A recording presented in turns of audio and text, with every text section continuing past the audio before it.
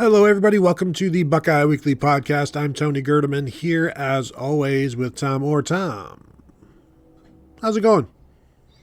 Tony, we get to do another projection show here where we're talking about one of the Buckeyes' newest players who's expected to play a pretty significant role this fall. And Tony, it is up to you and I to decide how big a role and how well it will go.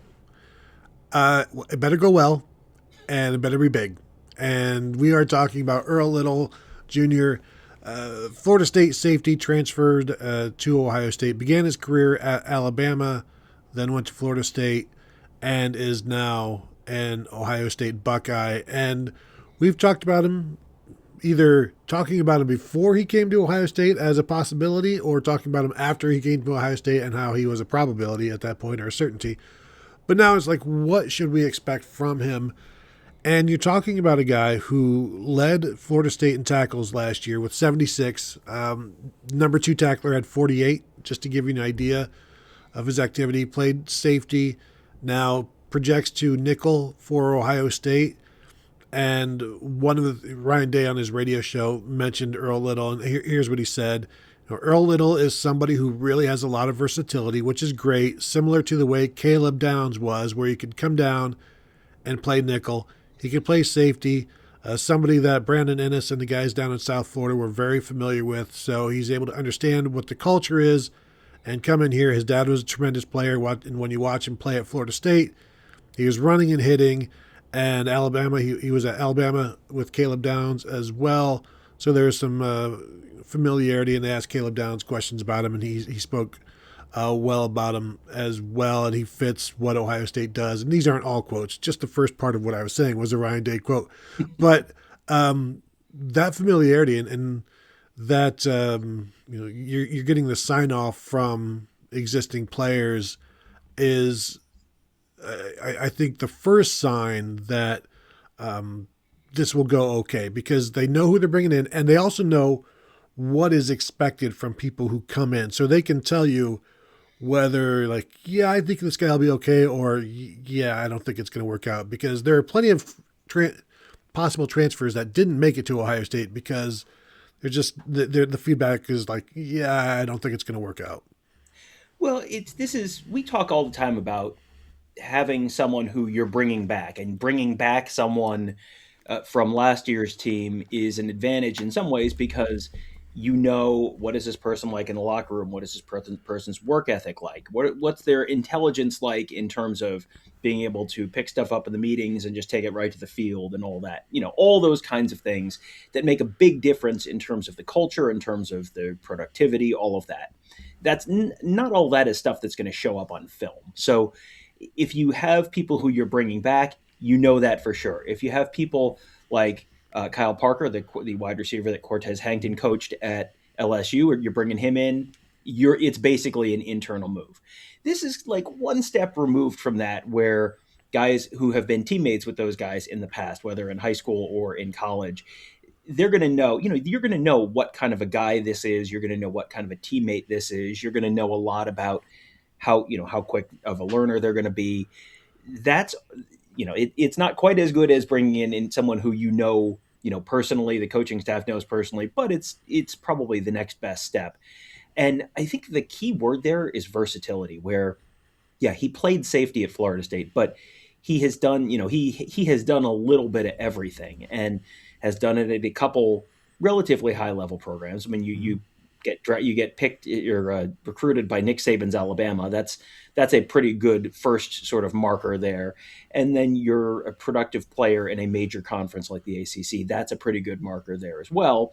And if you can do some different stuff, and you can, we talked about his stats on one of the earlier shows, where, yeah, he has tackles, but he also has tackles for loss, and he'll get a sack every once in a while, and he has 4 interceptions, and, he can do a little bit of everything.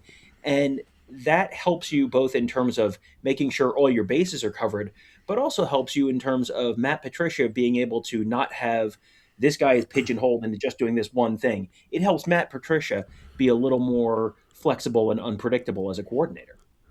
Yeah, and I keep saying I'm interested to see how aggressive they get with him in the backfield. And you look at what Ohio State is replacing at nickel, and that's Lorenzo Styles Jr. this year, who finished with 30 tackles and 1.5 tackles for loss and 3 pass breakups. And you compare that to Earl Little Jr. last year with 76 tackles, 2 tackles for loss, 2 PBUs, 2 forced fumbles, and you can see the same thing happening this year, where how involved is he around the line of scrimmage? We'll see. How well does he cover? I think Lorenzo Styles Jr. got a lot of grief for the plays that he gave up, but he was right there. And a hand in a different spot may have created a pass breakup. I do wonder if Earl Little Jr. can cover as well as Lorenzo Styles Jr. Can he be what Can he be what Jordan Hancock was for the Buckeyes? And frankly, like, Jordan Hancock wasn't.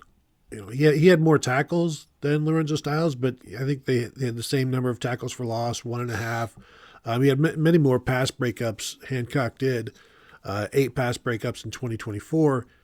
If they can get somewhere between what Lorenzo Styles and Jordan Hancock gave them from Earl Little, with I think also more physicality, I think that's. I don't think that's an outrageous expectation. No, that seems like both a realistic expectation and what would probably be a win for Ohio State, where I think Lorenzo Styles had a better year than I think people give him credit for last year, where he was out there, he played really well, and then when he wasn't out there, you generally noticed when he wasn't out there, and it was not that you noticed in a good way. It was that, oh boy, that shoulder's barking again, and something is not going great for Ohio State right now. And if that's the baseline, and that's probably, I think that's a realistic expectation, that Lorenzo Styles good is a very realistic expectation for Earl Little. I think I would be a little surprised if it was not at least at that kind of level. And then if he can be better than that, and if he's Jordan Hancock good, great, that's an enormous win. But to your point, if it's just in between there, where give him a, what was Jordan Hancock? Was Jordan Hancock an A and Lorenzo Styles was a B or a B plus, something like that? If you get B plus, A minus kind of play out of Earl Little there, I think you're taking that 10 times out of 10, because he doesn't need to be a super duper star. He doesn't need to replace Caleb Downs back there. And you're not going to replace Caleb Downs back there. Terry Moore is not going to replace Caleb Downs back there. Jalen McClain is not going to replace Caleb Downs back there. No one's going to replace Caleb Downs. But if you can just be good to very good back there, that's going to give Ohio State what it needs. Because this is not a defense that is going to be as good as last year's Ohio State defense. That was a historically great Ohio State defense. That is not, this is the minimum level of acceptable for Ohio State's defense. This is going to be the benchmark probably for decades of what an incredible Ohio State defense looks like.